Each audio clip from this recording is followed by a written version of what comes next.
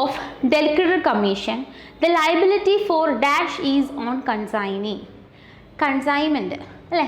കൺസൈൻമെൻറ്റിനെ പറ്റിയിട്ട് എക്സാമിന് എപ്പോഴും അക്കൗണ്ടിങ് ഏരിയാസിൽ ഒരു ചോദ്യം ഉറപ്പാണ് കേട്ടോ. കൺസൈൻമെൻറ്റ് എന്ന് പറയുന്നത് ഒരു നോമിനൽ അക്കൗണ്ടാണ് കേട്ടോ. കൺസൈൻമെൻറ്റ് എന്ന് പറയുന്നത് ഒരു നോമിനൽ അക്കൗണ്ടാണ്. കൺസൈനർ, കൺസൈനി രണ്ട് പാർട്ടീസാണ് ഇവിടെ ഉള്ളത് അല്ലേ? കൺസൈനറും കൺസൈനിയും. കൺസൈനറുടെ റിലേഷൻഷിപ്പ് നമുക്ക് എങ്ങനെ പറയാം? ഒരു പ്രിൻസിപ്പൽ ഏജൻറ്റ് റിലേഷൻഷിപ്പാണ് ഇവർ തമ്മിൽ. കൺസൈനർ പ്രിൻസിപ്പളായിട്ട് ആക്ട് ചെയ്യുന്നു, കൺസൈനി ഒരു ഏജൻ്റായിട്ട് ആക്ട് ചെയ്യുന്നു അല്ലേ കൺസൈൻമെൻറ്റിൽ. അപ്പോൾ ഇവിടെ നമ്മുടെ ചോദ്യം നമുക്ക് കൃത്യമായിട്ട് നിങ്ങൾക്ക് ഈ ഡെൽക്രർ കമ്മീഷൻ മനസ്സിലാവണമെങ്കിൽ ഈ കൺസൈനർ ആ ഒരു സർവീസിന് എന്ത് ചെയ്യുന്നു? കൺസൈനിക്ക് എന്ത് കൊടുക്കുന്നു? ഒരു കമ്മീഷൻ കൊടുക്കുന്നു. എന്താണ്? അവരെ കുറേ ഗുഡ്സ് ആരെ ഏൽപ്പിക്കുന്നു? കൺസൈനി ഏൽപ്പിക്കുന്നു. വിറ്റ് എന്ത് ചെയ്യുക? സെയിലാക്കാൻ വേണ്ടിയിട്ട് എന്ത് ചെയ്യുവാണ്? ഗുഡ്സ് എന്ത് ചെയ്യുവാണ്? കൺസൈനിയെ ഏൽപ്പിക്കുവാണ് അല്ലേ? അപ്പോൾ കൺസൈനി എന്ത് ചെയ്യണം? അത് സെയിൽ നടത്തി ആരെ ഏൽപ്പിക്കണം? അയാളുടെ കമ്മീഷനും കുറച്ചിട്ട് ബാക്കി ആരെ ഏൽപ്പിക്കണം? കൺസൈനറെ ഏൽപ്പിക്കണം അല്ലേ? സിംപിളി ഇത്രയും ഞാൻ ഇവിടെ പറയാൻ ഉദ്ദേശിച്ചുള്ളൂ. എന്തിൻ്റെ ബേസിലായി കൺസൈനി വർക്ക് ചെയ്യുന്നത്? വെറുതെ അയാൾ ആ ഗുഡ്സ് വിറ്റ് കൊടുക്കുമോ? ഇല്ല, ഒരു കമ്മീഷൻ ബേസിസിലാണ് എന്ത് ചെയ്യുന്നത്? കൺസൈനി അവിടെ വർക്ക് ചെയ്യുന്നത് അല്ലേ? ഒരു കമ്മീഷൻ കിട്ടും. ഈ കൊടുക്കുന്നതിന് എന്ത് ചെയ്യും? ഒരു കമ്മീഷൻ കിട്ടും. പക്ഷേ ചില കേസിൽ എന്ത് ചെയ്യില്ല? നോർമലി നമ്മളെ സെയിൽസ് എവിടെയുണ്ട് അവിടെ എന്തുകൊണ്ട്? ബാഡ് ഡെറ്റും കാണും അല്ലേ? അപ്പോൾ ചില കേസിൽ എന്ത് ചെയ്യും? ബാഡ് ഡെറ്റ് സംഭവിക്കും. അപ്പോൾ അത് കൺസൈനി എന്ത് ചെയ്യില്ല? നോർമലി കൺസൈനി വഹിക്കില്ല. ബാഡ് ഡെറ്റ്സ് വന്നു. അപ്പോൾ ഈ ബാഡ് ഡെറ്റ്സ് എന്ത് ചെയ്യണം? കുറയ്ക്കാൻ വേണ്ടിയിട്ട് എന്ത് ചെയ്യും? കൺസൈനർ കൺസൈനിയോട് പറയും ഈ ബാഡ് ഡെറ്റ്സ് എന്ത് ചെയ്യുക? കുറയ്ക്കാൻ ഞാൻ എന്ത് ചെയ്യുക? ബാഡ് ഡെറ്റ്സ് നിങ്ങൾ വഹിച്ചോളുക, അതിന് ഞാൻ നിങ്ങൾക്ക് എന്ത് ചെയ്യാം? ഡെൽക്രർ കമ്മീഷൻ തരാം. ദാറ്റ് മീൻസ് എന്താണ്? നോർമലി കൊടുക്കുന്നതിനേക്കാളും എന്ത് ചെയ്യും? കൂടുതൽ എമൗണ്ട് കൺസൈനിക്ക് എന്ത് ചെയ്യും? കമ്മീഷനായിട്ട് ലഭിക്കും അല്ലേ? അപ്പോൾ സിംപിളി പറഞ്ഞാൽ കൺസൈനി ബാഡ് ഡെറ്റ്സ് വഹിക്കുന്നത് കൊണ്ട് അല്ലെങ്കിൽ ബെയർ ചെയ്യാൻ തയ്യാറാവുന്നത് കൊണ്ട് കൺസൈനർ കൊടുക്കുന്ന കമ്മീഷനാണ് എന്ത്? ഡെൽക്രർ കമ്മീഷൻ എന്ന് പറയുന്നത്. ഓർത്തോളുക, ബാഡ് ഡെറ്റ്സ് ബെയർ ചെയ്താൽ മാത്രമേ എന്ത് ലഭിക്കുകയുള്ളൂ? ഡെൽക്രർ കമ്മീഷൻ ലഭിക്കുകയുള്ളൂ. അല്ലെങ്കിൽ അയാൾക്ക് നോർമൽ കമ്മീഷനെ കിട്ടുള്ളൂ. അപ്പോൾ കൺസൈനി എന്ത് ചെയ്യും? വളരെ ആത്മാർത്ഥമായിട്ട് വർക്ക് ചെയ്യും അല്ലേ? കാരണം കഴിവതും ബാഡ് ഡെറ്റ്സ് ഒഴിവാക്കാൻ നോക്കും. എങ്ങനെയെങ്കിലും ആൾക്കാരെ കൊണ്ട് എന്ത് ചെയ്യും? അത് വിറ്റ് കാശാക്കാൻ തന്നെ ശ്രമിക്കും. മറ്റത് അയാൾക്ക് അത്രയും കൺസേൺ ചെയ്യേണ്ട ആവശ്യമില്ലല്ലോ. ഇതെല്ലാം എന്താണ്? കൺസൈനറിനല്ലേ വഹിക്കേണ്ടത്. അപ്പോൾ അയാൾക്ക് അയാളുടെ കമ്മീഷൻ കിട്ടുമല്ലോ എന്നുള്ള രീതിയിലായിരിക്കും വർക്ക് ചെയ്യുന്നത്. പക്ഷേ ഡെൽക്രർ കമ്മീഷൻ എന്ന് പറയുമ്പോൾ മാക്സിമം കൺസൈനി എന്ത് ചെയ്യും? ബാഡ് ഡെറ്റ്സ് വരാതെ എന്ത് ചെയ്യും? പ്രോംപ്റ്റ് പേയ്മെൻറ്റിലേക്ക് അത് മാറും. അപ്പോൾ അതാണ് ഇവിടെ പറയുന്നത്. അപ്പോൾ ഇനി നമുക്ക് ചോദ്യത്തിലേക്ക് പോകാം. In the case of Delcrer Commission, the liability for dash is on consignee. എന്തിൻ്റെ ലയബിലിറ്റി ആണ്? എന്തെങ്കിലും ഡൗട്ട് ഉണ്ടോ? ഓപ്ഷൻ ബി അല്ലേ? ബാഡ് ഡെറ്റ്സ് അല്ലേ? ബാഡ് ഡെറ്റ്സ് ആരാ വഹിക്കുന്നത്? ഡെൽക്രർ കമ്മീഷൻ ഉണ്ടോ? അതിൻ്റെ അർത്ഥം എന്താണ്? അവിടെ ബാഡ് ഡെറ്റ്സ് വഹിക്കുന്നത് അല്ലെങ്കിൽ അതിൻ്റെ ലയബിലിറ്റി എന്ന് പറയുന്ന ആർക്കാണ്? കൺസൈനിക്കാണ്. Okay. Cash discount is allowed by. Cash discount allow ചെയ്യുന്നത് ആരാണ്? ക്യാഷ് ഡിസ്കൗണ്ട് അല്ലേ? ആരാണ്? സെല്ലറാണോ? ഹോൾസെയിലറാണോ? ഡെറ്ററാണോ? ക്രെഡിറ്ററാണോ? ആരാണ്? ക്രെഡിറ്ററാണ് ക്യാഷ് ഡിസ്കൗണ്ട്. അതായത് നമുക്കിപ്പോൾ എന്ത് ചെയ്യാനുണ്ട്? കുറച്ച് എന്താണ് ക്രെഡിറ്റേഴ്സ് എന്ത് ചെയ്യുവാണ്? നമുക്കിപ്പോൾ കൃത്യമായിട്ടൊരു പേയ്മെൻറ്റ് കിട്ടാൻ വേണ്ടിയിട്ട് അല്ലെങ്കിൽ ഒരു പ്രോംപ്റ്റ് പേയ്മെൻറ്റിന് വേണ്ടിയിട്ടാണ് നമ്മൾ എന്ത് ചെയ്യുന്നത്? ഈ ക്യാഷ് ഡിസ്കൗണ്ട് കൊടുക്കുന്നത്. അതായത് ഇപ്പോൾ ഒരു 10,000 rupees ആണെങ്കിൽ അത് കറക്റ്റ് ടൈമിൽ പേയ്മെൻറ്റ് നടത്തിയാൽ ഞാനൊരു 2,000 rupees അല്ലെങ്കിൽ ഒരു 500 rupees എന്ത് ചെയ്യാം? ഡിഡക്റ്റ് ചെയ്ത് തരാം, ഒരു ഡിസ്കൗണ്ട് ചെയ്ത് തരാം എന്ന് പറയുന്നതാണ് എന്ത്? ക്യാഷ് ഡിസ്കൗണ്ട് എന്ന് പറയുന്നത്.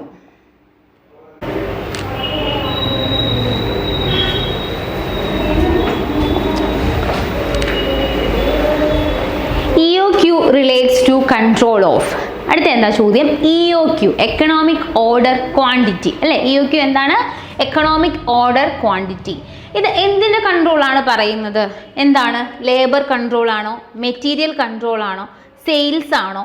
പർച്ചേസസ് ആണോ? എക്കണോമിക് ഓർഡർ ക്വാണ്ടിറ്റി എന്ന് പറയുന്നത് എന്തുമായിട്ട് ബന്ധപ്പെടുന്നു? ഓർത്തോണേ, മെറ്റീരിയലുമായിട്ടാണ് ബന്ധപ്പെടുന്നത്. എന്ത് കൺട്രോൾ ചെയ്യാനാണ്? മെറ്റീരിയൽ കോസ്റ്റ് കൺട്രോൾ ചെയ്യാനുള്ളൊരു ടെക്നിക്കാണ് എക്കണോമിക് ഓർഡർ ക്വാണ്ടിറ്റി എന്ന് പറയുന്നത്. Root of 2CO/I. കേട്ടോ. ഇതാണ് എന്താണ് consumption, ordering cost, inventory cost കേട്ടോ. അപ്പോൾ ഇത് ബേസ് ചെയ്തിട്ടാണ് എന്ത് ചെയ്യുന്നത് EOQ നമ്മൾ പ്രിപ്പയർ ചെയ്യുന്നത്. അപ്പോൾ EOQൻ്റെ പ്രോബ്ലം നമുക്ക് എന്താ ചോദിക്കാൻ ചാൻസ് ഉണ്ട് കേട്ടോ. പ്രോബ്ലംസ് നമുക്ക് ചോദിക്കാൻ ചാൻസ് ഉണ്ട്. അപ്പോൾ എന്തുമായി ബന്ധപ്പെട്ടെന്ന് ചോദിച്ചാൽ മെറ്റീരിയലുമായാണ് ബന്ധപ്പെടുന്നത്. അപ്പോൾ നമുക്ക് ഓർഡറിങ് കോസ്റ്റും ക്യാരിയിങ് കോസ്റ്റും മിനിമത്തിൽ എത്തിക്കുക കേട്ടോ. മെറ്റീരിയൽ കോസ്റ്റിൽ നമുക്ക് എന്താണ് മെറ്റീരിയൽ കൺട്രോൾ ടെക്നിക്കാണത്. അപ്പോൾ എങ്ങനെയാണ് നമുക്ക് ക്യാരിയിങ് കോസ്റ്റും അതുപോലെ തന്നെ ഓർഡറിങ് കോസ്റ്റും എന്ത് ചെയ്യുക മിനിമത്തിൽ എത്തിച്ചുകൊണ്ട് നമ്മൾ എന്ത് ചെയ്യുക മെറ്റീരിയൽ പർച്ചേസ് ചെയ്യുക അല്ലേ. അതാണ് നമുക്ക് എപ്പോഴും എന്താണ് കോസ്റ്റ് എഫക്റ്റീവ് എന്ന് പറയുന്നത്. അപ്പോൾ അതുമായി ബന്ധപ്പെട്ട് നമ്മൾ കാൽക്കുലേറ്റ് ചെയ്യുന്നതാണ് എന്ത് എക്കണോമിക് ഓർഡർ ക്വാണ്ടിറ്റി എന്ന് പറയുന്നത്. EOQ എക്കണോമിക് ഓർഡർ ക്വാണ്ടിറ്റി എന്ന് പറയുന്നത്.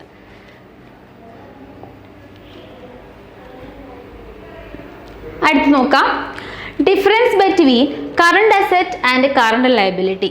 കറണ്ട് അസറ്റും കറണ്ട് ലയബിലിറ്റിയുടെ ഡിഫറൻസിനെ നമ്മൾ എന്ത് ടേം ചെയ്യാം? ക്യാപിറ്റൽ ആണോ, വർക്കിംഗ് ക്യാപിറ്റൽ ആണോ, റിസർവ് ക്യാപിറ്റൽ ആണോ, പ്രോഫിറ്റ് ആണോ, ഏതാണ്? വർക്കിംഗ് ക്യാപിറ്റൽ ആണ് അല്ലേ, നെറ്റ് വർക്കിംഗ് ക്യാപിറ്റൽ ആണ് കേട്ടോ. എന്താണ് നെറ്റ് വർക്കിംഗ് ക്യാപിറ്റൽ ആണ് ആൻസർ. ഓപ്ഷൻ ബി ആണ് കറക്റ്റ് ആൻസർ കേട്ടോ, net working capital. Which of the following different from others. നമുക്ക് താഴെ ഇത്രയും ഐറ്റങ്ങൾ തന്നിട്ടുണ്ടേ. അപ്പോൾ ഇതിൽ ഡിഫറെൻ്റ് ആയിട്ടുള്ള ആളെ നമുക്ക്, അതായത് ഓഡ് ഓൺ ഔട്ടാണ് ഉദ്ദേശിക്കുന്നത് അല്ലേ. Import duty, octroi, repairs, carriage. ഇതിൽ എങ്ങനെയാണ് നമുക്കിതൊന്ന് സ്പ്ലിറ്റ് ചെയ്യുക, അല്ലെങ്കിൽ നമുക്കിതിൽ ഏതായി ഒറ്റയാളെ എങ്ങനെയാണ് നമുക്ക് കണ്ടെത്താൻ പറ്റുന്നത്? ഇവിടെ ഉദ്ദേശിക്കുന്നത് ട്രേഡിംഗ് അക്കൗണ്ടിൽ നമ്മൾ ഇൻക്ലൂഡ് ചെയ്യുന്ന ഐറ്റത്തിൻ്റെ ബേസിലാണ് ഈ ഒരു ചോദ്യം വന്നിരിക്കുന്നത്. അപ്പം നമുക്കതൊന്ന് മനസ്സിലാക്കിയാലോ. Trading account, profit and loss account ഇല്ലയോ അല്ലേ, trading account, profit and loss account. അപ്പോൾ ഇതിൽ ട്രേഡിംഗ് അക്കൗണ്ടിൽ നിങ്ങൾ ശ്രദ്ധിക്കണേ, ട്രേഡിംഗ് അക്കൗണ്ടിൽ ഡെബിറ്റ് സൈഡിൽ വരുന്നതെല്ലാം ഡയറക്റ്റ് എക്സ്പെൻസസ് ആണ്. Direct expenses in the sense production അല്ലെങ്കിൽ ട്രേഡിംഗ് ഓപ്പറേഷനുമായിട്ട് റിലേറ്റ് ചെയ്യുന്ന material, labour directly associated to that particular product ആണ് ട്രേഡിംഗ് അക്കൗണ്ടിൽ ഡെബിറ്റ് സൈഡിൽ വരുന്നത്. ഡയറക്റ്റ് ഇൻകം, സെയിൽസ് അല്ലേ, ഡയറക്റ്റ് എക്സ്പെൻസുകളെല്ലാം ഡെബിറ്റിലും ഡയറക്റ്റ് ഇൻകം എല്ലാം ക്രെഡിറ്റിലുമാണ് പോകുന്നത്. പ്രോഫിറ്റ് ആൻഡ് ലോസ് അക്കൗണ്ടിൽ എങ്ങനെയാണ്? ഇൻഡയറക്റ്റ് എക്സ്പെൻസസുകൾ കേട്ടോ, ഇൻഡയറക്റ്റ് എക്സ്പെൻസസുകൾ ഡെബിറ്റ് സൈഡിലും ഇൻകറക്റ്റ് ഇൻകം എന്താണ്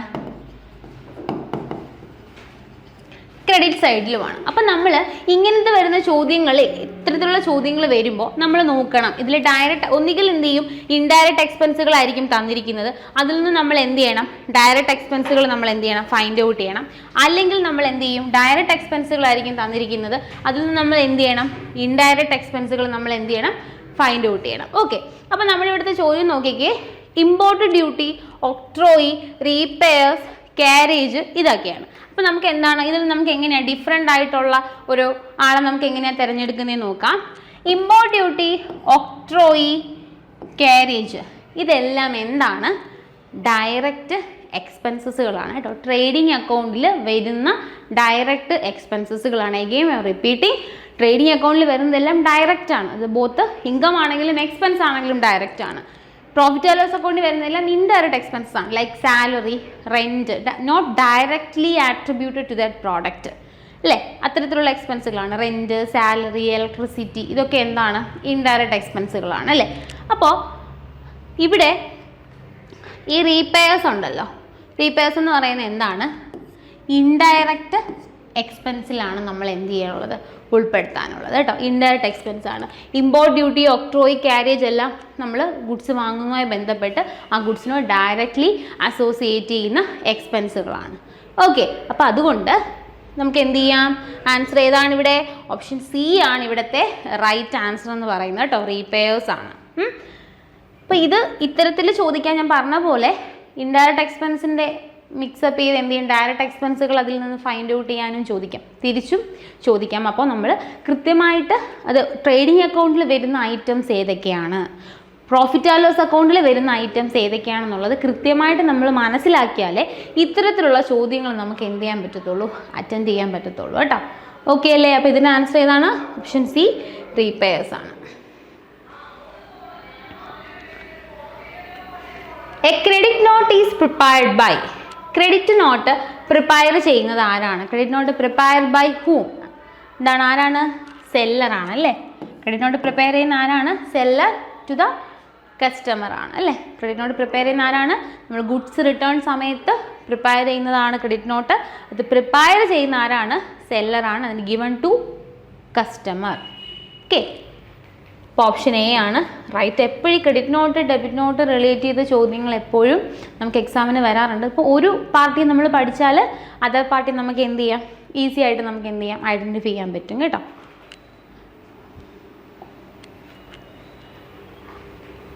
What will be the effect of salary paid in accounting equation? Accounting ഇക്വേഷൻസിൽ എന്താണ്, ഒരു ഐറ്റം തന്നിട്ട് ഇത് അക്കൗണ്ടിങ് ഇക്വേഷൻ എങ്ങനെ ബാധിക്കുന്നു?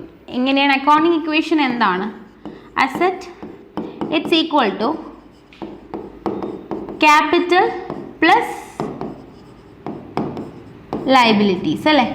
അപ്പോൾ ഇവിടെ നമ്മൾ എപ്പോഴും നിങ്ങൾ ചിന്തിക്കേണ്ടത്, ഇവിടെ ഒരു ഐറ്റത്തിന് ഒരു ഡിഗ്രീസ് വരുന്നുണ്ടെങ്കിൽ ഇതിൽ ഏതെങ്കിലും ഒരു ഐറ്റത്തിന് ഉറപ്പായിട്ടും ആ ഒരു ഡിഗ്രീസ് വരും അല്ലേ. അപ്പോൾ നമുക്കവിടെ എപ്പോഴും സംശയം അത് ക്യാപിറ്റലിനാണോ ലയബിലിറ്റിക്കാണോ ആ ഒരു ഡിഗ്രീസ് അല്ലെങ്കിൽ ഇൻക്രീസ് വരിക എന്നുള്ളതാണ്. ഈ ഒരു സൈഡിൽ അസറ്റ് മാത്രമേ ഉള്ളൂ. സോ നമുക്ക് വളരെ ഈസി ആയിട്ട് നമുക്ക് പഠിക്കാം. പക്ഷേ ഇപ്പുറത്ത് വരുമ്പോഴത്തേക്കും നമുക്കൊരു കൺഫ്യൂഷൻ വരും. ആ കൺസേൺഡ് ഐറ്റം കുറയുന്നത് അല്ലെങ്കിൽ കൂടുന്നത് ക്യാപിറ്റലിലാണോ ലയബിലിറ്റിയിലാണോ എന്നുള്ളത്. ഇവിടെ സാലറി പെയ്ഡ് വരുമ്പോൾ എന്താ, നമ്മളെ ക്യാഷ് കുറഞ്ഞു അല്ലേ. ക്യാഷ് എന്ന് പറയുന്നത് എന്താണ്? ക്യാഷ് എന്ന് പറയുന്ന അസറ്റല്ലേ. നമ്മൾ സാലറി കൊടുത്തു. എന്താണ് ക്യാഷ് എന്ന് പറയുന്നത്? ഒരു അസറ്റാണ്. സോ നമ്മുടെ കറണ്ട് അസറ്റ് എന്ത് ചെയ്യുവാണ്? Asset both include fixed and current. അപ്പോൾ ഇവിടെ ക്യാഷ് എന്ന് പറയുന്നത് എന്താണ്? ഡിഗ്രീസ് ചെയ്യുവാണ്. ദെൻ ഇവിടെ എഫക്റ്റ് എന്താണ്? ലയബിലിറ്റി ആണോ? ഇല്ല, ലയബിലിറ്റിയിൽ എഫക്റ്റ് ഒന്നും ചെയ്യുന്നില്ല. ക്യാപിറ്റലിൽ നിന്ന് നമുക്ക് എന്ത് ചെയ്യുന്നു? അത് കുറയുന്നു കേട്ടോ. ക്യാപിറ്റലിൽ നിന്നും അത് എന്ത് ചെയ്യുന്നു? കുറയുന്നു. അപ്പോൾ ഇതാണ് സാലറി പെയ്ഡിൽ അക്കൗണ്ടിങ് ഇക്വേഷൻ എന്ത് ചെയ്യുന്നത്? ഈ ഒരു രീതിയിലാണ് അത് എഫക്റ്റ് ചെയ്യുന്നത്. നമുക്ക് ഇതുമായി ബന്ധപ്പെട്ടൊരു ഓപ്ഷൻ തിരഞ്ഞെടുത്താലോ? Decrease in cash and decrease in liability? അല്ല. Decrease in cash and increase in liability ആണോ? അല്ല. Decrease in cash and decrease in capital? ഇതാ നമുക്ക് ആൻസർ കിട്ടിയല്ലേ. ഓപ്ഷൻ സി ആണ് ഇവിടുത്തെ റൈറ്റ് ആൻസർ. ക്യാഷും ഡിഗ്രീസ് ചെയ്യുന്നു ആസ് വെൽ ആസ് നമുക്കറിയാം ഇവിടെ ഒരു ഡിഗ്രീസ് സംഭവിച്ചിട്ടുണ്ടെങ്കിൽ നമുക്ക് എപ്പോഴും ഈക്വലായിട്ട് കിട്ടണം. അപ്പോൾ ഇതിലേതെങ്കിലും ഒന്നായിരിക്കും അവിടെ എന്ത് ചെയ്യുന്നത്? ഡിഗ്രീസ് ആവുന്നത്. അപ്പോൾ ഇങ്ങനത്തെ ഐറ്റംസിലെല്ലാം എവിടെ കുറയുമെന്ന് പഠിച്ചു വെച്ചിരിക്കുക, ക്യാപിറ്റലിൽ കുറയുമെന്ന് പഠിക്കുക. അപ്പോൾ ഇവിടെ എന്ത് ചെയ്യുന്നു? ക്യാഷ് ഇവിടെ ക്യാപിറ്റലിൽ എന്ത് ചെയ്യുന്നു? അത്രയും കുറയുന്നു. അപ്പോൾ അതിൻ്റെ ബേസിലാണ് ഓപ്ഷൻ സി നമുക്കിവിടെ കറക്റ്റ് ആൻസറായിട്ട് കിട്ടിയിട്ടുള്ളത്. ഓക്കെ,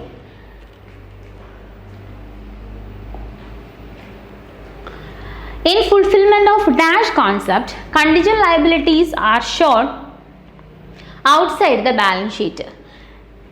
നമ്മൾ താഴെ പറയുന്ന ഏത് പ്രിൻസിപ്പിൾസിൻ്റെ ബേസിലാണ് നമ്മൾ കണ്ടിജന്റ് ലയബിലിറ്റീസ് നമ്മൾ എന്ത് ചെയ്യുന്നത്? ബാലൻസ് ഷീറ്റിൽ ഏറ്റവും ലാസ്റ്റ് നമ്മൾ എന്ത് ചെയ്യുന്നത്? ഇൻക്ലൂഡ് ചെയ്യുന്നത് എന്തിൻ്റെ ബേസിലാണ് അല്ലേ? Contingent liabilities. ഈ ഒക്കർ ചെയ്തിട്ടില്ല, ഫ്യൂച്ചറിൽ ഒക്കർ ചെയ്യാൻ ചാൻസ് ഉള്ള ലയബിലിറ്റീസുകളാണ് എന്ത് ചെയ്യുന്നത്? കണ്ടിജന്റ് ലയബിലിറ്റികളായിട്ട് നമ്മൾ എന്ത് ചെയ്യുന്നത്? ട്രീറ്റ് ചെയ്യുന്നത്.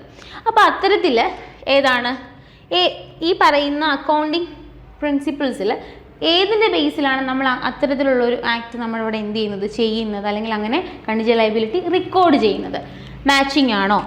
ഡ്യുവൽ ആസ്പെക്റ്റ് ആണോ? ഫുൾ ഡിസ്ക്ലോഷറിൻ്റെ ബേസിലാണോ? ബിസിനസ് എൻറ്റിറ്റിയുടെ ബേസിലാണോ? ഏതിൻ്റെ ബേസിലാണ്? ഫുൾ ഡിസ്ക്ലോഷറിൻ്റെ ബേസിലാണ്. അതായത് ഇനി നമുക്ക് വരാൻ ചാൻസ് ഉള്ള അല്ലെങ്കിൽ ഇങ്ങനെ ഒരു ബാധ്യത വരാൻ ചാൻസ് ഉണ്ട്, നമ്മൾ അതും എന്ത് ചെയ്യുന്നുണ്ട്? ഇൻക്ലൂഡ് ചെയ്യുന്നുണ്ട്. ഫുൾ ഡിസ്ക്ലോഷർ, ഒന്നും അവിടെ ഹൈഡ് ചെയ്യുന്നില്ല, ഓൾ മാറ്റേഴ്സ് നമ്മളവിടെ ഡിസ്ക്ലോസ് ചെയ്യുന്നു എന്നുള്ള രീതിയിലാണ് നമ്മൾ കണ്ടിജന്റ് ലയബിലിറ്റിയും കൂടെ എന്ത് ചെയ്യുന്നത്? ഏറ്റവും താഴെ സ്പെസിഫൈ ചെയ്യുന്നത്. ഓക്കെ, അപ്പോൾ എന്ത് പ്രിൻസിപ്പിളിൻ്റെ ബേസിലാണ്? ഫുൾ ഡിസ്ക്ലോഷർ പ്രിൻസിപ്പിൾസിൻ്റെ ബേസിലാണ് നമ്മൾ ഉൾപ്പെടുത്തിയിരിക്കുന്നത്. അപ്പോൾ ഓപ്ഷൻ സി ആണ് ഇവിടുത്തെ ഓപ്ഷൻ സി ആണ് ഇവിടുത്തെ റൈറ്റ് ആൻസർ.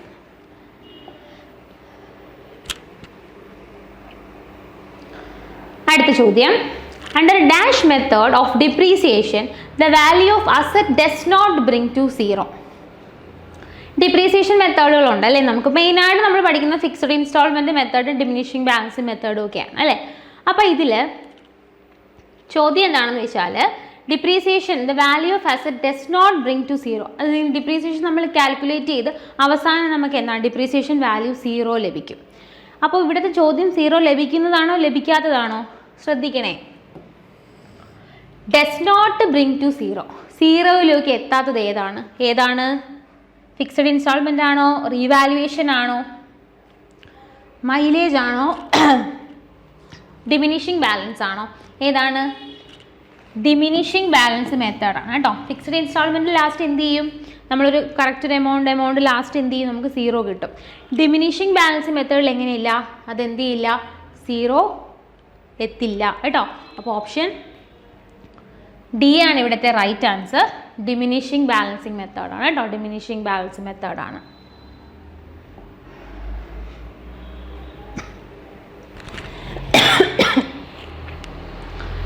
അടുത്ത ചോദ്യം, if outstanding expenses given inside the trial balance dash its place its final account. Outstanding എക്സ്പെൻസസുകൾ, അതായത് സാലറി ഔട്ട്സ്റ്റാൻഡിങ് ആവാം, വേജസ് ഔട്ട്സ്റ്റാൻഡിങ് ആവാം, റെൻറ്റ് ഔട്ട്സ്റ്റാൻഡിങ് ആവാം, അല്ലെ ഔട്ട്സ്റ്റാൻഡിങ് എക്സ്പെൻസ് ഏതുമായിക്കോട്ടെ.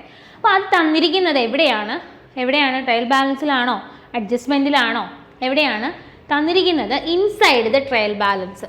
നോർമലി ഇത്തരത്തിലുള്ള അഡ്ജസ്റ്റ്മെൻറ്റുകൾ നമുക്ക് എങ്ങനെയാണ്, അല്ലെങ്കിൽ ഇത്തരത്തിലുള്ള ഐറ്റങ്ങൾ നമുക്ക് എങ്ങനെയാണ് അഡീഷണൽ ഇൻഫർമേഷൻ അഥവാ അഡ്ജസ്റ്റ്മെൻറ്റിലായിരിക്കും നമുക്ക് എന്ത് ചെയ്യുന്നത്, ഇത്തരത്തിലുള്ള ഇൻഫർമേഷൻസ് നമുക്ക് തരിക.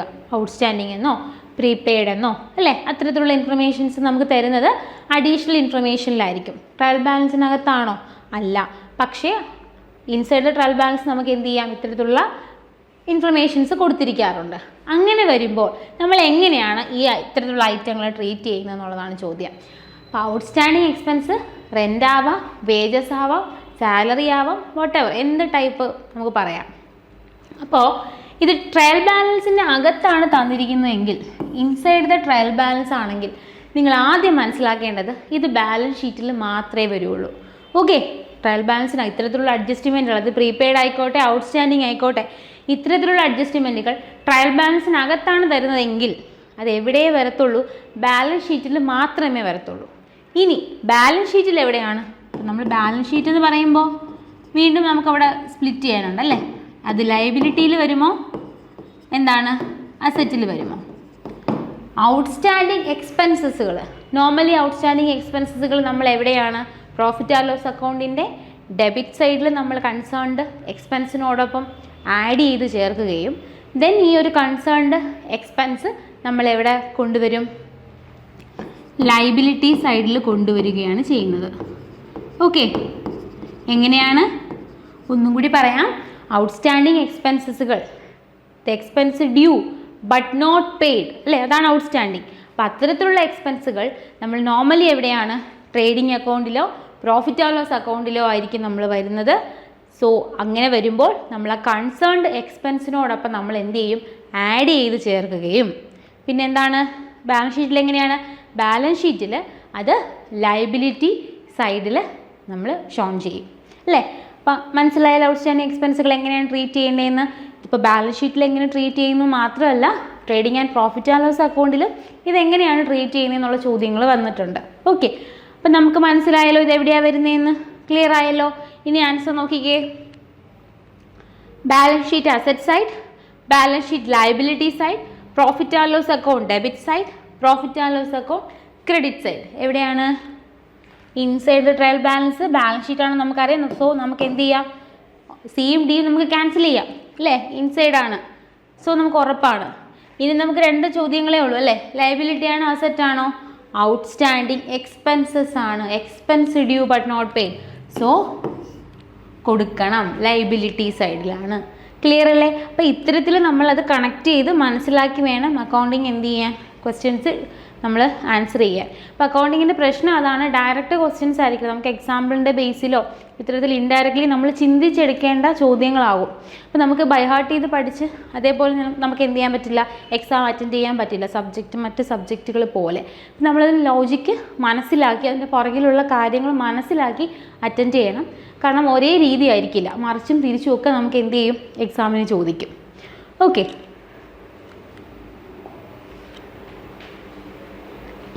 അടുത്ത ചോദ്യം, goods distributed as free samples debited to dash account.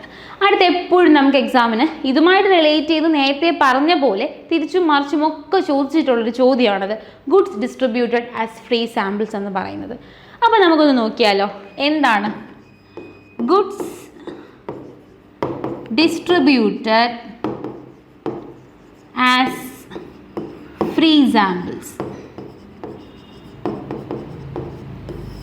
ഇനി നിങ്ങൾ മനസ്സിലാക്കാനുള്ളത്, നമ്മുടെ ഗുഡ്സ് നമ്മൾ എന്ത് ചെയ്യുന്നു, ഒരു അഡ്വർടൈസ്മെൻറ്റ് പർപ്പസ് അല്ലെങ്കിൽ ഒരു പബ്ലിസിറ്റിക്ക് വേണ്ടിയിട്ട് നമ്മൾ കുറേ സാമ്പിളായിട്ട് കൊടുക്കുകയാണെന്ന് കരുതുക. അപ്പം നമ്മൾ മനസ്സിലാക്കേണ്ടത് രണ്ട് രീതിയിലും ഇത് ചോദിക്കും കേട്ടോ. പർച്ചേസിന് ഇത് എങ്ങനെ എഫക്റ്റ് ചെയ്യും, അഡ്വർടൈസ്മെൻറ്റ്. അതായത് goods distributed as free samples എന്ന് പറയുമ്പം അതിൻ്റെ കൂട്ടത്തിൽ നിങ്ങൾ രണ്ട് കാര്യങ്ങൾ ഓർക്കുക. രണ്ട് രീതിയിലും ചോദ്യം വരും. കാരണം ഇത് പർച്ചേസിൽ നിന്നാണ് നമ്മൾ എന്ത് ചെയ്യുന്നത്, ഫ്രീ സാമ്പിൾസ് കൊടുക്കുന്നത്. ദെൻ ഇത് എന്തിൻ്റെ ബേസിലാണ് അത്തരത്തിലുള്ള ഒരു ആക്ട് നമ്മൾ ചെയ്യുന്നത്, is A part of advertisement. ഇത് എന്ത് എക്സ്പെൻസ് ആണ്, അതൊരു അഡ്വർടൈസ്മെൻറ്റ് എക്സ്പെൻസ് ആണ് ഫോർ ദ പബ്ലിസിറ്റി അല്ലേ. അപ്പോൾ ആ ഒരു പർട്ടിക്കുലർ പ്രോഡക്റ്റിൻ്റെ ഒരു സാമ്പിൾ കൊടുക്കുന്നു, അത് മാർക്കറ്റിൽ വിജയിക്കുന്നു, അതിൻ്റെ ബേസിലായിരിക്കും നമ്മൾ പ്രൊഡക്ഷൻ ഇൻക്രീസ് ചെയ്യുന്നത് അല്ലേ, മാർക്കറ്റ് പ്ലാനിങ് ഒക്കെ നടത്തുന്നത്. സോ പർച്ചേസ്, അഡ്വർടൈസ്മെൻറ്റ്, രണ്ട് എലമെൻറ്റും കൂടെ ഇതിൻ്റെ കൂട്ടത്തിലൊന്ന് ചിന്തിച്ച് വയ്ക്കുക. ഇനി ഇതുമായി ബന്ധപ്പെട്ട് നമുക്ക് ചോദ്യങ്ങൾ വരാറുണ്ട്. Goods distributed as free samples എന്ന് പറയുമ്പോൾ നിങ്ങൾ ഓർത്തോണം, നമ്മുടെ പർച്ചേസിൽ നിന്ന് അത് എന്ത് ചെയ്യുവാണ്, കുറയുവാണ്. നമ്മൾ പർച്ചേസിൽ നിന്നാണ് എന്ത് കൊടുക്കുന്നത്, ഈ ഫ്രീ സാമ്പിൾസ് കൊടുക്കുന്നതെന്നുള്ളത് ഓർത്തിരിക്കുക. അപ്പോൾ പർച്ചേസിൽ നിന്ന് നമുക്ക് എന്ത് ചെയ്യുവാണ്, അത് കുറയുവാണ്. അഡ്വർടൈസ്മെൻ്റ് എന്ന് പറയുമ്പോൾ ഓൾറെഡി നമുക്ക് കുറേ അഡ്വർടൈസ്മെൻ്റ് ഉണ്ട്, അതിൻ്റെ കൂട്ടത്തിൽ നമ്മൾ എന്ത് ചെയ്യുവാണ്, ഈ ഒരു പർട്ടിക്കുലർ എക്സ്പെൻസും കൂടെ നമ്മൾ എന്ത് ചെയ്യുവാണ്, അതിൻ്റെ കൂട്ടത്തിൽ ആഡ് ചെയ്യണം. ഉള്ള അഡ്വർടൈസ്മെൻ്റ് കൂട്ടത്തിൽ അഡീഷണൽ ആയിട്ട് വന്ന മറ്റൊരു അഡ്വർടൈസ്മെൻറ്റ് എക്സ്പെൻസ് ആണ് ഈ goods distributed as free samples എന്ന് പറയുന്നത്. മനസ്സിലായല്ലോ എങ്ങനെ ഇത് രണ്ട് രീതിയിൽ കണക്ട് ചെയ്യുന്നു. ഇനി എക്സാമിന് ചോദിക്കും, it's debited to and it is credited to. ഒരു എക്സ്പെൻസ് നമുക്കറിയാം, അസറ്റുകൾക്കും എക്സ്പെൻസുകൾക്കും എന്ത് ബാലൻസ് ആണ്, ഡെബിറ്റ് ബാലൻസ് ആണ്. നമ്മളെപ്പോഴും അക്കൗണ്ടിങ്ങിൻ്റെ ബേസിക് ഈ പറയുന്ന പ്രിൻസിപ്പിൾസ് പഠിച്ചിട്ടേ നമുക്ക് മുന്നോട്ട് പോകാം. അല്ലെങ്കിൽ നമ്മൾ പറഞ്ഞ പോലെ അത് മറിച്ചും തിരിച്ചും ചോദിക്കുമ്പോൾ നമുക്കത് കണക്ട് ചെയ്ത് ആൻസറിലേക്ക് എത്താൻ പറ്റില്ല. അപ്പം ഞാൻ ഈ ഒരു പർട്ടിക്കുലർ ചോദ്യമല്ല, ഇതുമായി ബന്ധപ്പെട്ട് വരുന്ന ചോദ്യങ്ങൾ നിങ്ങൾക്ക് എങ്ങനെ എളുപ്പത്തിൽ ആൻസർ ചെയ്യാൻ പറ്റും എന്നുള്ളതാണ് ഞാൻ പറയുന്നത്. അപ്പം അസറ്റും എക്സ്പെൻസിനും എപ്പോഴും ഡെബിറ്റ് ബാലൻസ് ആണെന്നുള്ളത് ഓർക്കുക. അപ്പം നമ്മൾ ഈ പറയുന്ന ഒരു എക്സ്പെൻസ് കൂട്ടാൻ ആണെങ്കിൽ നമ്മൾ എന്ത് ചെയ്യും, ആഡ് ചെയ്യും അല്ലേ. ആഡ് ചെയ്യുക മീൻസ് നമ്മൾ ആ ഡെബിറ്റ് ചെയ്യും. അതായത് ഒരു എക്സ്പെൻസ് ഓൾറെഡി ഉണ്ട്, ആ എക്സ്പെൻസ് ഇൻക്രീസ് ചെയ്യിക്കണമെങ്കിൽ നമ്മൾ എന്ത് ചെയ്യും, ആ എക്സ്പെൻസ് ഇൻക്രീസ് ചെയ്യിക്കണമെങ്കിൽ നമ്മൾ എന്ത് ചെയ്യണം, ഡെബിറ്റ് ചെയ്യണം. ഇനി ആ എക്സ്പെൻസ് ഡിക്രീസ് ചെയ്യിക്കണം എങ്കിൽ നമ്മൾ എന്ത് ചെയ്യും, ക്രെഡിറ്റ് ചെയ്യും. കൺഫ്യൂഷൻ ആയോ? എളുപ്പം പറഞ്ഞു തരാം. അസറ്റ് എക്സ്പെൻസ് എന്ന് പറയുന്നത് നമുക്കറിയാം, ഓൾവേസ് അസറ്റ് എക്സ്പെൻസിന് ഡെബിറ്റ് ബാലൻസ് ആയിരിക്കും. നിങ്ങൾ ട്രയൽ ബാലൻസ് എടുത്ത് നോക്കിക്കേ. ട്രയൽ ബാലൻസിൽ ഒരു ക്വസ്റ്റ്യൻ എടുത്തിട്ട് ട്രയൽ ബാലൻസിൻ്റെ എല്ലാ ഐറ്റം നോക്കിക്കേ. അതിൽ അസറ്റും എക്സ്പെൻസുകൾക്ക് എല്ലാം എന്ത് ബാലൻസ് ആയിരിക്കും, ഡെബിറ്റ് ബാലൻസ് ആയിരിക്കും. ഇൻകത്തിനും ലൈബിലിറ്റിക്കും എന്ത് ബാലൻസ് ആയിരിക്കും, ക്രെഡിറ്റ് ബാലൻസും ആയിരിക്കും. ബേസിക് നിങ്ങൾ ആദ്യം പഠിക്കേണ്ടത് അതാണ്. അപ്പോൾ ഞാൻ കുറച്ചുകൂടെ നിങ്ങൾക്കത് ഒരു എളുപ്പത്തിൽ കുറച്ചുകൂടെ കൺഫ്യൂഷൻ ഇല്ലാതെ ഒന്ന് പറയാം.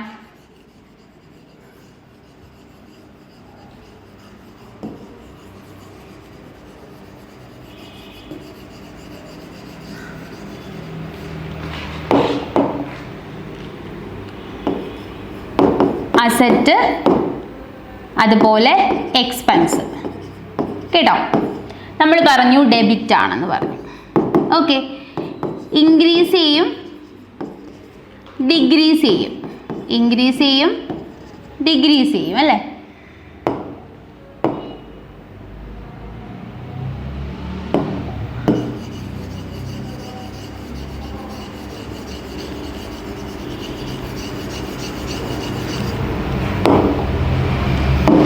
ഇൻക്രീസ് ചെയ്യും, ഡിക്രീസ് ചെയ്യും. സോ അസറ്റ് എക്സ്പെൻസുകൾ ഡെബിറ്റ് ബാലൻസ് ആണ്. അത് ഇൻക്രീസ് ചെയ്യണമെങ്കിൽ അതിൻ്റെ നോർമൽ നേച്ചർ ഡെബിറ്റ് തന്നെ കൊടുത്താൽ മതി. ദാറ്റ് മീൻസ് ഒരു എക്സ്പെൻസ് ഉണ്ട്, അതിൻ്റെ കൂടെ വീണ്ടും വേറൊരു എക്സ്പെൻസും കൂടെ അതിനോടൊപ്പം ആഡ് ചെയ്യണമെങ്കിൽ നമ്മൾ ആ എക്സ്പെൻസിനെ എന്ത് ചെയ്യണം? ഡെബിറ്റ് ചെയ്യണം. ഓക്കെ, എൻ്റെ നേച്ചർ ഡെബിറ്റ് ആണ്. സോ എന്നോടൊപ്പം എൻ്റെ അതേ കാറ്റഗറിയിലോട്ട് നിങ്ങൾക്ക് വരണമെങ്കിൽ ഡെബിറ്റ് നേച്ചറുള്ള രീതിയിൽ വരിക. അപ്പം ഒരു പർട്ടിക്കുലർ എക്സ്പെൻസ് അതിനോടൊപ്പം വീണ്ടും ഒരു അഡീഷണൽ എക്സ്പെൻസ് നമുക്ക് ആഡ് ചെയ്യണമെങ്കിൽ നമ്മൾ എന്താ ചെയ്യാനുള്ള? ആ എക്സ്പെൻസിനെ ഡെബിറ്റ് ചെയ്യണം. ഇനി ആ എക്സ്പെൻസിൽ നിന്ന് എന്ത് ചെയ്യണം? കുറയ്ക്കണം. എന്താണ്? ആ ഒരു പർട്ടിക്കുലർ എക്സ്പെൻസിൽ നമുക്ക് എന്ത് ചെയ്യണം? ആ ഒരു എക്സ്പെൻസ് കുറയ്ക്കണമെങ്കിൽ ഓപ്പോസിറ്റ് അല്ലേ? ഇൻക്രീസ് ചെയ്യണമെങ്കിൽ ഡെബിറ്റ് ആണെങ്കിൽ ഉറപ്പായിട്ട് ഡിക്രീസ് ചെയ്യണമെങ്കിൽ എന്ത് ചെയ്യണം? ക്രെഡിറ്റ് ആണ്. അതായത് ഒരു അസറ്റോ എക്സ്പെൻസിൽ നിന്നും എന്തെങ്കിലും ഒരു പർട്ടിക്കുലർ ഐറ്റം കുറയ്ക്കണമെങ്കിൽ ആ ഐറ്റത്തിനെ നിങ്ങൾ എന്ത് ചെയ്യണം? ക്രെഡിറ്റ് ചെയ്യണം. ഇനി ആ ഒരു ഓൾറെഡി ഉള്ളൊരു എക്സ്പെൻസ് അതിനോടൊപ്പം നമുക്ക് ആ ഒരു എക്സ്പെൻസ് ഒരു അഡീഷണൽ എക്സ്പെൻസും കൂടെ നമുക്ക് കൂട്ടണമെങ്കിൽ നമ്മൾ എന്ത് ചെയ്യണം? ഡെബിറ്റ് ചെയ്യണം. ഇതേ കേസ് നിങ്ങൾ തിരിച്ച് ചിന്തിച്ചാൽ മതി. ഇതേ കേസ് തിരിച്ച് ചിന്തിച്ചാൽ നമ്മുടെ അടുത്ത ആളായി. ഇൻകവും ലയബിലിറ്റിയും എന്ത് ബാലൻസ് ആണെന്ന് ഞാൻ പറഞ്ഞു? ഓൾവേസ് ക്രെഡിറ്റ് ബാലൻസ് ആണ്. അപ്പം അത് ഇൻക്രീസ് ചെയ്യാൻ നമ്മൾ എന്ത് ചെയ്യണം? എന്താണോ നേച്ചർ, അതിൻ്റെ ബേസിക് നേച്ചർ ഇട്ടാലേ അല്ലേ നമ്മൾ എന്ത് കാറ്റഗറി ആണോ അല്ലെങ്കിൽ നമ്മൾ ഏത് കാറ്റഗറിയാണോ അത്തരത്തിലുള്ള കാറ്റഗറി ആൾക്കാരെ നമ്മൾ കൂട്ടത്തുള്ളൂ എന്നുള്ളതങ്ങ് പഠിച്ചേച്ചാൽ മതി. സോ ഒരു ഇൻകമോ ലയബിലിറ്റിയോ ആണ്, അതിനോടൊപ്പം അതേ കാറ്റഗറിയിലുള്ള ആൾ നമ്മളോടൊപ്പം വരുവാണെങ്കിൽ സെയിം രീതിയിലുള്ള ആളായിരിക്കണ്ടേ? സോ ക്രെഡിറ്റ് ചെയ്യുമ്പോൾ അതെന്ത് ചെയ്യും? ഇൻക്രീസ് ആവും. ഇനി ഒരു ഇൻകം നമ്മുടെ കയ്യിൽ നിന്ന് പോയി, കുറഞ്ഞു, അത് കുറയ്ക്കണം. അല്ലെങ്കിൽ എന്താണ്? കുറയണമെങ്കിൽ നമ്മൾ എന്ത് ചെയ്യണം? അതിനെ ഓപ്പോസിറ്റ് കൊടുക്കണ്ടേ? ഡെബിറ്റ് ചെയ്യണം. എന്ത് ചെയ്യണം? ഡെബിറ്റ് ചെയ്യണം. അപ്പോൾ എന്ത് ചെയ്യും? ആ ഒരു പർട്ടിക്കുലർ ഇത് കുറയും. ഓക്കെ അല്ലേ? മനസ്സിലായോ? ഓക്കെ. അപ്പോൾ ഇതാണ് നമ്മൾ എന്ത് ചെയ്യുന്നത്? ഈ ബേസിലായിരിക്കണം നമ്മൾ എന്ത് ചെയ്യേണ്ടത്? ചിന്തിക്കേണ്ടത്. അപ്പോൾ ഇവിടെ നോക്കിക്കേ, goods distributed as free samples is debited to. ഞാൻ പറഞ്ഞു goods distributed free samples is debited to. Debited to എന്ന് പറയുമ്പോൾ എന്താണ്? അവിടെ നമുക്ക് എന്താ വരാനുള്ളത്? ഈ എക്സ്പെൻസ് കൂടുന്നതിലാരെയാ? നമുക്കറിയാം. അപ്പം നിങ്ങൾക്കൊരു കൺഫ്യൂഷൻ വരും. രണ്ട് ഓപ്ഷനേ ഉള്ളൂ. Goods distributed as free samples രണ്ട് കാര്യത്തിലേ അഫക്റ്റ് ചെയ്യുന്നുള്ളൂ. അത് നിങ്ങൾ ആദ്യം മാർക്ക് ചെയ്തേ. കൺഫ്യൂഷൻ ആയോ? കൺഫ്യൂഷൻ ആയില്ലല്ലോ അല്ലേ? അപ്പോൾ goods distributed as free samples ആകെ ഏതൊക്കെ കാര്യങ്ങൾ അഫക്റ്റ് ചെയ്യുന്നത് അത് നിങ്ങൾ ആദ്യം ഐഡൻറ്റിഫൈ ചെയ്തേ. പർച്ചേസിലും അഡ്വർടൈസ്മെൻറ്റിലും എന്ന് പറഞ്ഞു അല്ലേ? പക്ഷേ പർച്ചേസിൽ ഈ ഒരു സാധനം എന്താണ്? ഈ ഒരു ഐറ്റം കുറയുകയും അഡ്വർടൈസ്മെൻറ്റിൽ ഈ ഒരു ഐറ്റം കൂടുകയുമാണ് ചെയ്യുന്നതെന്ന് നമ്മൾ പഠിച്ചു അല്ലേ? അപ്പോൾ ഇവിടെ ഡെബിറ്റഡ് ടു എന്നാണ് നമ്മളെ ചോദ്യം. ഡെബിറ്റഡ് ടു എന്ന് വെച്ചാൽ എന്താണ്? ഈ ഒരു ഐറ്റം എന്ത് ചെയ്യുന്നു? ആഡ് ഓൺ ആയിട്ട് നമ്മൾ അഡീഷണൽ ആയിട്ട് കൊടുക്കുന്ന ഏതിലോട്ടാ? അഡ്വർടൈസ്മെൻറ്റിലോട്ടാണ്. കാരണം ഈ ഒരു എക്സ്പെൻസ് അഡീഷണൽ ആയിട്ട് അഡ്വർടൈസ്മെൻറ്റിലോടൊപ്പം നമ്മൾ എന്ത് ചെയ്യുവാണ്? ആഡ് ചെയ്യുവാണ് അല്ലേ? ആഡ് ചെയ്യുന്നതുകൊണ്ടാണ് നമ്മൾ എന്ത് ചെയ്യുന്നത്? ഡെബിറ്റ് ചെയ്യുന്നത് അല്ലേ? പർച്ചേസിൽ നിന്ന് എന്താ ചെയ്യുന്നത്? കുറയല്ലേ ചെയ്യുന്നത്? പർച്ചേസ് എന്ന് പറയുന്ന ഒരു എക്സ്പെൻസ് കുറയുവാണ് എങ്കിൽ, പർച്ചേസ് എന്ന് പറയുന്ന ഒരു എക്സ്പെൻസ് ഡിക്രീസ് ചെയ്യുവാണെങ്കിൽ നമ്മൾ എന്ത് കൊടുക്കും? ക്രെഡിറ്റ് കൊടുക്കും. ഇത്രയേ ഉള്ളൂ. ശരിക്കും 2 പോയിന്റ് മാത്രമേ നിങ്ങൾക്ക് ഡയറക്റ്റ്ലി ഞാനിവിടെ പറഞ്ഞു തരേണ്ടതായിട്ടുള്ളൂ. ക്രെഡിറ്റഡ് ടു എന്ന് വന്നാൽ പർച്ചേസും ഡെബിറ്റഡ് ടു എന്ന് വന്നാൽ അഡ്വർടൈസ്മെൻറ്റും എന്നുള്ളതാണ്. ക്രെഡിറ്റഡ് ടു എന്ന് വന്നാൽ പർച്ചേസും ഡെബിറ്റഡ് ടു എന്ന് വന്നാൽ അഡ്വർടൈസ്മെൻറ്റുമാണ്. ഈ 2 ചോദ്യങ്ങൾ എപ്പോഴും എക്സാമിന് മാറി ചോദിച്ചിട്ടുണ്ട്. പക്ഷെ ഞാൻ ഈ കേസ് പറഞ്ഞു തന്നത് ഈ ഒരു ഐറ്റം മാത്രമല്ല, എന്തും നമ്മൾ ഈ ഒരു ലോജിക്കലി നിങ്ങൾ അക്കൗണ്ടിങ് ക്വസ്റ്റ്യൻസ് മനസ്സിലാക്കി പഠിക്കുക.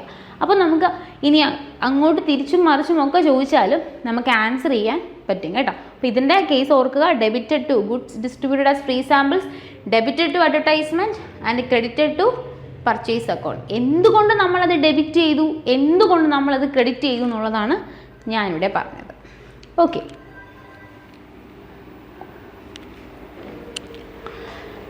Then receipt and disbursement account is a dash account. അടുത്ത ചോദ്യം, profit on reissue of forfeited shares is transferred to.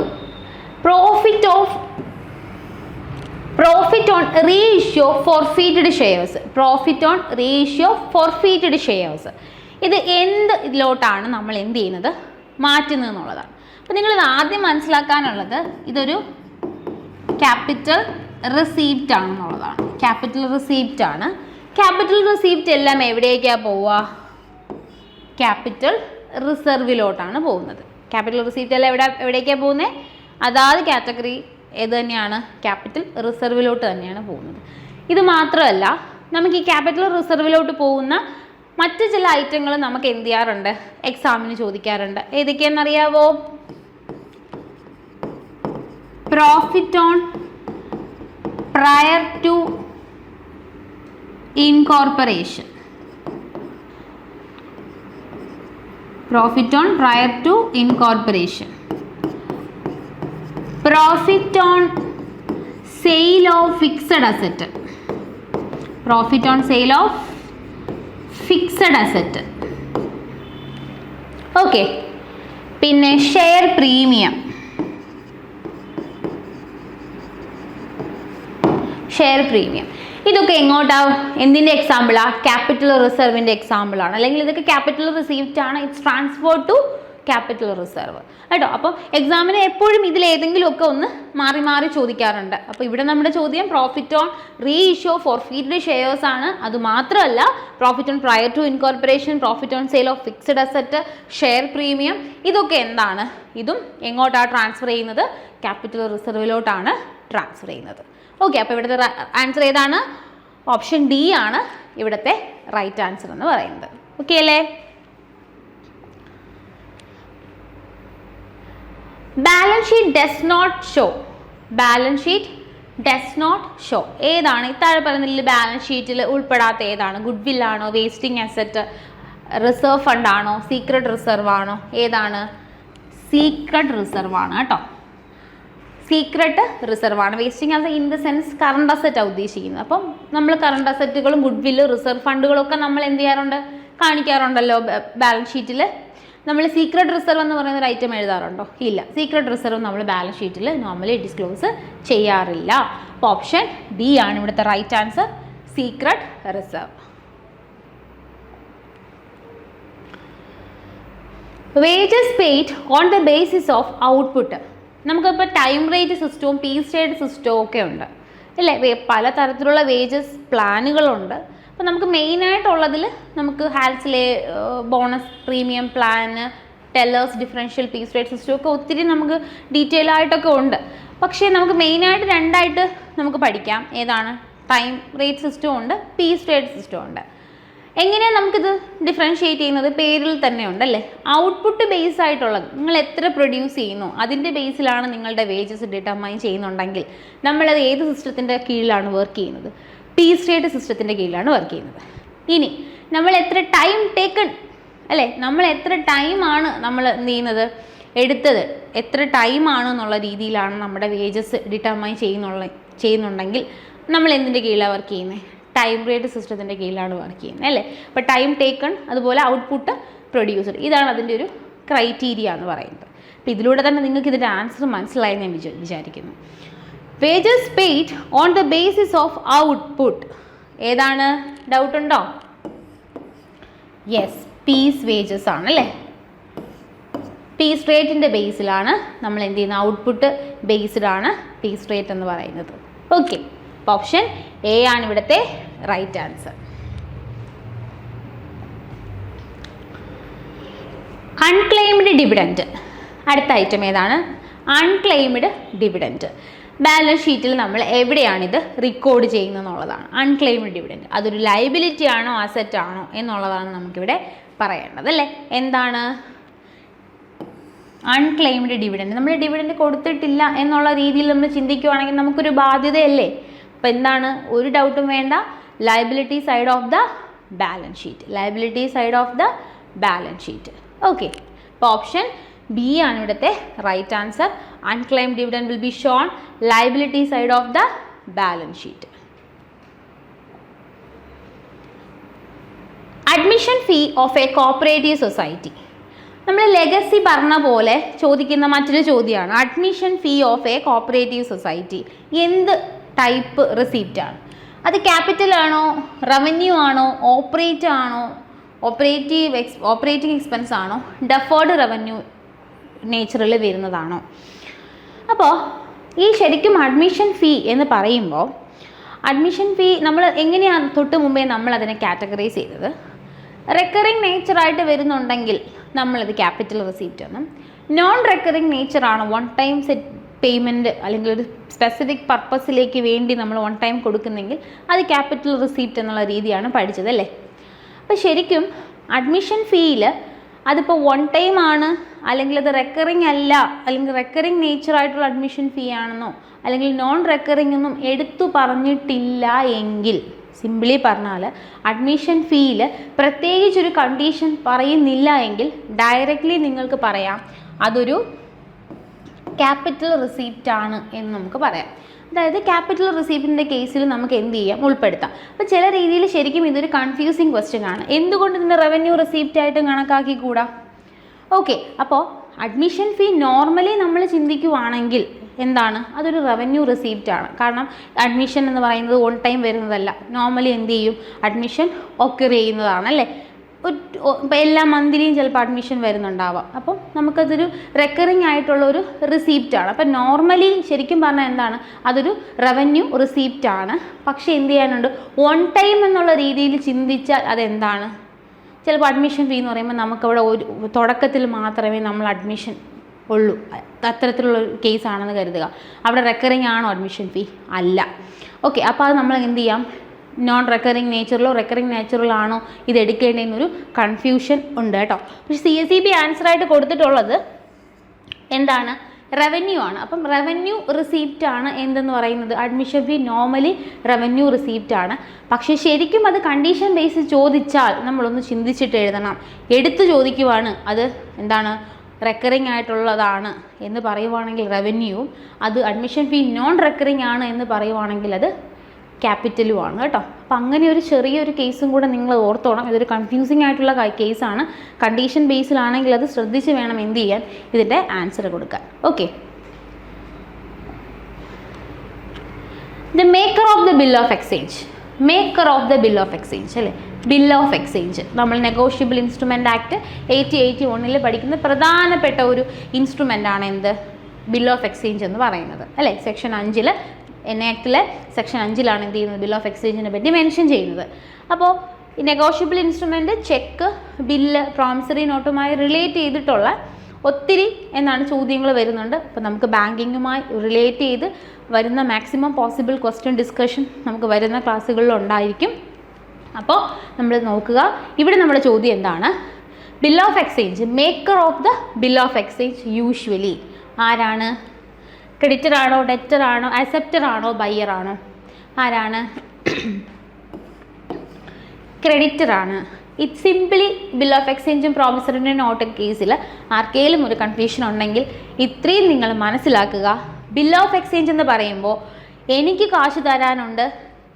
കാശ് തരാനുണ്ടെങ്കിൽ ഞാൻ തന്നെ എഴുതി പ്രിപ്പയർ ചെയ്ത് ഓപ്പോസിറ്റ് പേഴ്സൻ്റെ കയ്യിൽ നിന്ന് സൈൻ ചെയ്ത് മേടിക്കുന്നതാണ് ബിൽ ഓഫ് എക്സ്ചേഞ്ച്. സിമ്പിൾ, ഇത്രയേ ഉള്ളൂ. എനിക്ക് കാശ് തരാനുണ്ട്, ഞാനാണ് ക്രെഡിറ്റർ, അപ്പോൾ ഞാനല്ലേ അതിനുവേണ്ടി ഇനിഷ്യേറ്റീവ് എടുക്കേണ്ടത്. അപ്പോൾ ഞാൻ തന്നെ എഴുതി പ്രിപ്പയർ ചെയ്ത് ഓപ്പോസിറ്റ് പാർട്ടിയിൽ നിന്ന് അക്സെപ്റ്റൻസ് മേടിച്ച് വെക്കുന്നതാണ് എന്ത്, ബിൽ ഓഫ് എക്സ്ചേഞ്ച് എന്ന് പറയുന്നത്. ഓക്കെ, അപ്പം അതിൻ്റെ മേക്കർ ആരാണ്, ക്രെഡിറ്ററായ ഞാൻ തന്നെയാണ് അതിൻ്റെ മേക്കർ.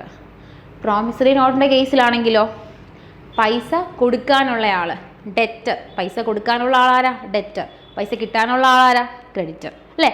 പൈസ കൊടുക്കാനുള്ള ആൾ ഡെറ്ററായ ഞാൻ ക്യാഷ് തന്നോളാം എന്ന് പറഞ്ഞ് ഞാൻ സ്വയമേ എഴുതി സൈൻ ചെയ്ത് കൊടുക്കുന്നതാണ് എന്ത്, പ്രോമിസറി നോട്ട്. പ്രോമിസിങ്, പൈസ കൊടുക്കാനുള്ള ഞാൻ ഓപ്പോസിറ്റ് പേഴ്സണ് പ്രോമിസ് ചെയ്യുവാണ്, നീ ഒന്നും കൊണ്ട് വിഷമിക്കേണ്ട, ഞാൻ ഉറപ്പായിട്ട് കാശ് തരും, അതിന്മേൽ ഞാൻ പ്രോമിസ് ചെയ്തിരിക്കുകയാണ്. Okay, promise. അതുകൊണ്ടാണ് പ്രോമിസറി നോട്ടിൽ അക്സെപ്റ്റൻസിൻ്റെ ആവശ്യമില്ല. കാരണം കൊടുക്കാനുള്ള ആൾ സ്വയമേ എഴുതി പറയുമല്ലേ, ഞാൻ തന്നുകൊള്ളാം. അതുകൊണ്ടാണ് പ്രോമിസറി നോട്ട് എന്ത് വേണ്ടാത്തേ, അക്സെപ്റ്റൻസ് വേണ്ടാത്തേ. പക്ഷെ ബില്ലിൽ എന്ത് വേണം, അക്സെപ്റ്റൻസ് കൂടിയേ തീരുള്ളൂ ഇല്ലേ. അക്സെപ്റ്റൻസ് ഇല്ലെങ്കിൽ അത് വെറും ഡ്രാഫ്റ്റ് എന്നേ നമുക്ക് പറയാൻ പറ്റത്തുള്ളൂ. അക്സെപ്റ്റൻസ് അയാൾ എന്ത് ടേംസ് എഴുതി വെച്ചാൽ നമ്മളത് അക്സെപ്റ്റ് ചെയ്യണമെന്നില്ലല്ലോ.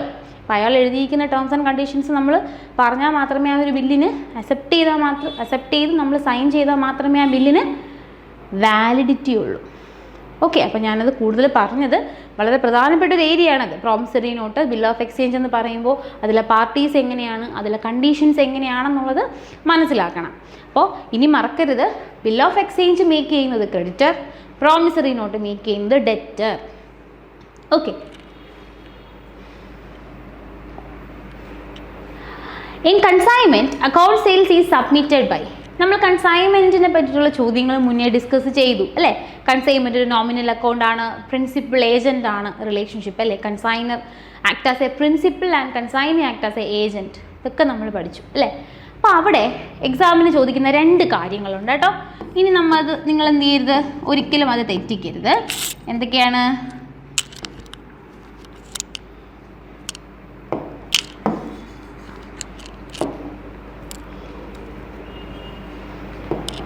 രണ്ട് കാര്യങ്ങൾ ഓർത്തോണേ. ഏതൊക്കെയാണ്? അക്കൗണ്ട് സെയിൽസും പിന്നെ എന്താണ്? പെർഫോമ ഇൻവോയ്സും.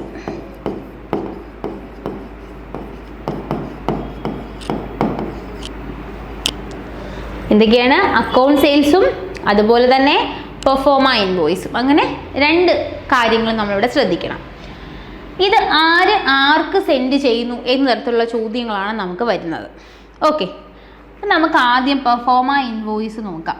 നമ്മൾ എന്തൊക്കെ ഒരു കൺസൈനർ ഏതൊക്കെ ഗുഡ്സ് ഏതൊക്കെ റേറ്റിന് അതിൻ്റെ ഏതൊക്കെ ഐറ്റംസ് ആണ് കൊടുത്തത് എന്നുള്ളത് വെറുതെ കൊടുക്കുമോ? ഇല്ല. അതൊരു ഇൻവോയ്സ് ആയിട്ട് പ്രിപ്പയർ ചെയ്തിട്ടായിരിക്കും കൺസൈനിയെ സെയിൽസിന് വേണ്ടി ഏൽപ്പിക്കുന്നത്, അത് വിൽക്കാൻ വേണ്ടി ഏൽപ്പിക്കുന്നത് ഇല്ലേ. ഗുഡ്സ് മാത്രമാണോ ഏൽപ്പിക്കുന്നത്? അല്ല, കൂട്ടത്തിലൊരു പെർഫോമ ഇൻവോയ്സും കൂടെ അതിൻ്റെ ബേസ് ചെയ്തിട്ടുള്ള ഡീറ്റെയിൽസ്, ക്വാണ്ടിറ്റി, പ്രൈസ് അടങ്ങിയിട്ടുള്ളൊരു ഡീറ്റെയിൽസും കൂടെ ആർക്ക് കൈമാറും? കൺസൈനിക്ക് കൈമാറും. അതാണ് പെർഫോമ ഇൻവോയ്സ് എന്ന് പറയുന്നത്. ഇപ്പോഴേ കണക്റ്റ് ആയില്ലേ? കൺസൈനർ ആർക്ക് കൊടുക്കുന്നതാണ്? കൺസൈനർ ടു കൺസൈനി അല്ലേ. പെർഫോമ ഇൻവോയ്സ് ആർക്കാണ്? Consignor to consignee. ക്ലിയർ അല്ലേ? ഇനി അക്കൗണ്ട് സെയിൽസ്, ഇതെല്ലാം ഗുഡ്സ് എല്ലാം ഞാൻ മേടിച്ച് വെച്ചു. ഞാൻ വെറുതെ മേടിച്ച് വെക്കാനാണോ ഞാൻ വാങ്ങിയത്? അല്ല, ഇത് സെയിൽസ് നടത്തണം അല്ലേ. അപ്പം ഞാനിതെല്ലാം വിറ്റു. ചിലപ്പോൾ എത്ര ക്വാണ്ടിറ്റി കൊണ്ട് മുഴുവൻ എനിക്ക് വിൽക്കാൻ സാധിച്ചില്ല, അൺസോൾഡ് ഗുഡ്സുകൾ അതിൻ്റെ അകത്ത് ഉണ്ടായിരിക്കും. അപ്പോൾ ഞാൻ എത്ര വിറ്റു, അതെത്ര കിട്ടി, അത്ര അൺസോൾഡ് ആയിട്ടുണ്ട് എന്നിങ്ങനെയുള്ള ഡീറ്റെയിൽസുകളെല്ലാം ഇവിടുന്ന് ആര് തിരിച്ചയക്കും? കൺസൈനി. അയാളുടെ കമ്മീഷൻ എല്ലാം സ്റ്റേറ്റ് ചെയ്തുകൊണ്ട് തന്നെ കൺസൈനി എന്ത് ചെയ്യും? ഇവിടുന്നൊരു ഡീറ്റെയിൽസ് കൺസൈനറിന് അയക്കും. അതാണ് അക്കൗണ്ട് സെയിൽസ് എന്ന് പറയുന്നത്. ആരാണ്? കൺസൈനി ആർക്കയക്കും? To consignor. ഓക്കെ, ഇനി മറക്കത്തില്ലല്ലോ, കൺസൈൻമെൻറ്റിൽ നമുക്ക് ചോദിക്കാൻ വളരെ ചാൻസ് ഉള്ള ചോദ്യമാണ്. പെർഫോമ ഇൻവോയ്സ് പ്രിപ്പയർ ചെയ്യുന്നത് കൺസൈനർ ആർക്കയക്കും? To consignee. ഇപ്പോൾ ഒരു പാർട്ടി നമുക്ക് ആദ്യം അറിയാമെങ്കിൽ ഓഫ് കോഴ്സ് സെക്കൻഡ് പാർട്ടി ആരായിരിക്കും നമുക്ക് കൺഫ്യൂഷൻ ഇല്ല അല്ലേ. അപ്പോൾ പ്രിപ്പയർ ചെയ്യുന്ന ആരാ? Proforma invoice consignor and send to the consignee. ഇനി സെയിൽസിൻ്റെ ഡിപ്പാർട്ട്മെൻറ്റിൽ ശരിക്കും ഇവിടെ ആരുടെ ഡ്യൂട്ടി? കൺസൈനിയുടെ ആണ് അല്ലേ. സോ ആ ഡീറ്റെയിൽസ് കൺസൈനറിന് കൊടുക്കണ്ടേ. അപ്പോൾ account sales is prepared by consignee and send to the consignor.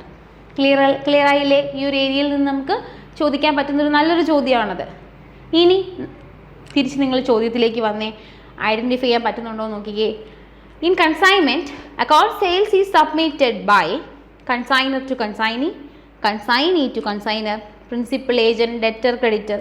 നമുക്കിവിടെ ഡയറക്റ്റ് പാർട്ടീസ് ഉണ്ട്. സോ അതർ നെയിമുകളൊന്നും നമുക്ക് വേണ്ട. എയോ ബിയോ എന്നുള്ളൊരു ചോദ്യം മാത്രമേ നമുക്കുള്ളൂ അല്ലേ. ഡൗട്ടുണ്ടോ? ഐറ്റം നോക്കുക. അക്കൗണ്ട് സെയിൽ പ്രിപ്പയർ ചെയ്യുന്ന ആരാ? കൺസൈനർ. ആർക്ക് കൊടുക്കും? പ്രിപ്പയർ ചെയ്യുന്ന ആരാ? കൺസൈനി. ആർക്ക് കൊടുക്കും? കൺസൈനറിന് കൊടുക്കും. ക്ലിയർ ആയില്ലേ? അപ്പോൾ ഈ ഒരു ഏരിയയിൽ ഇനി ചോദ്യം വന്നാൽ ഒരു ഡൗട്ടും ഇല്ലാതെ എഴുതാൻ പറ്റുമല്ലോ. അപ്പോൾ ഓർത്തിരിക്കുക, അക്കൗണ്ട് സെയിൽസ്, പെർഫോമ ഇൻവോയ്സ് രണ്ടും പ്രിപ്പയർ ചെയ്യുന്നത് ആര് എന്നുള്ളത് കൃത്യമായിട്ട് മനസ്സിലാക്കിയിരിക്കുക. സെൻഡ് ചെയ്യുന്ന പാർട്ടി നമുക്ക് ഉറപ്പായിട്ടും അറിയാമല്ലോ, ഓപ്പോസിറ്റ് പേഴ്സൺ ആരായിരിക്കുമോ നമുക്ക് ഈസി ആയിട്ട് ഐഡൻറ്റിഫൈ ചെയ്യാം. സോ പ്രിപ്പയർ ചെയ്യുന്ന ആരാണെന്നുള്ളത് കൃത്യമായിട്ട് മനസ്സിലാക്കിയാൽ മതി. അടുത്ത ചോദ്യത്തിലേക്ക് പോകാം.